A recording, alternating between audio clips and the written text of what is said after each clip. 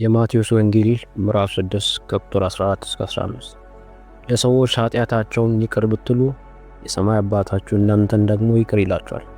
ለሰዎች ግን ኃጢአታቸውን ይቅር ባትሉ አባታችሁ ኃጢአታቸውን ይቅር አይላችሁ። የሰማይ አባት ሆይ በኢየሱስ ክርስቶስ ስም ዛሬ በትሑት ልብ ወደ አንተ እንመጣለን። ስለ ምሕረትና ስለ ፍቅር እናመሰግናለን። በማይገባን ጊዜ በየቀኑ ይቅርታ ስላደረክልን እናመሰግናለን። ጌታ ሆይ ልክ እንዳንተ ይቅር ማለትን አስተምራን። ዛሬ ለራሴና ለሌሎች በይቅርታ ፈውስ ለሚፈልጉ ጸልያለሁ። ልባችንን በአንተ አጽናና፣ በሰላም ሙላን። ጌታ ሆይ ይቅርታ ምክር ሳይሆን ትእዛዝ መሆኑን በቃል አስተማርከን። በልባችን ውስጥ ያለው ምሬትን፣ ቁጣና መጎዳትን ፍታለን። የተቃወምን የካዱንን ወይም ያሳዘንን ሁሉ ይቅር እንድንል እርዳን። አሁን ስማቸውን በፊት እናኖራለን። አባት ሆይ እንደ አንተ ያለ ልብ ስጠን። ምሕረትህ በእኛ ውስጥ ይፍሰስ። በውስጣችን ያሉትን ቁስሎችን ፈውስ። ጥላቻን በፍቅር ቂምን በርህራሄ ለውጥልን።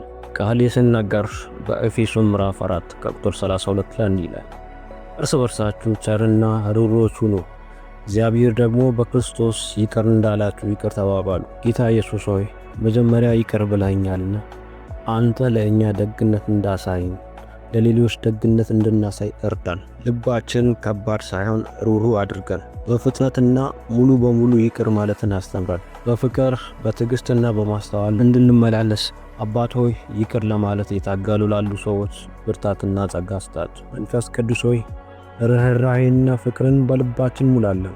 መዝሙረኛው ዳዊት ሲናገር በምዕራፍ 103 ከቁጥር 12 ላይ እንዲህ ይላል፣ ምስራቅ ከምዕራብ እንደሚርቅ እንዲሁ ኃጢአታችንን ከኛ አራቅ ይላል። ኃጢአታችንን ስላስወገድክልን እና እርቀን ስላደረክልን ጌታ ሆይ እናመሰግናለን። ታጥበን ንጹህና ነፃ ነን። ኃጢአታችንን በእኛ ላይ ካልያዝክም ወይም ካልቆጠርክብን በሌሎች ላይ ፈጽሞ እንዳንቆጥር ወይም እንዳንይዝ እርዳን። እያንዳንዱ የስሜታችን ቁስል ይፈወስ። እያንዳንዱ የንዴትና የህመም ሰንሰለት ይሰበር። ይቅርታ በህይወቴና በሌሎች ህይወት ውስጥ ነፃነትና ሰላምን ታድሶን ያምጣ። ቤተሰቦቼ እንዲታደሱ፣ ጓደኞቼ እንዲፈወሱና ልቦች እንዲታደሱ ጸልያለሁ። አባት ሆይ ስለሰማን እናመሰግናለን። ለምሕረትህ እናመሰግናለን። በይቅርታ ለሚገኝ ሰላም እናመሰግናለን። ፍቅርህ ልቤን ይግዛ። ይቅርታ የእኔ አኗኗር ይሁን። ይህን ሁሉ በኢየሱስ ክርስቶስ ኃይል ስም እንጸልያለን።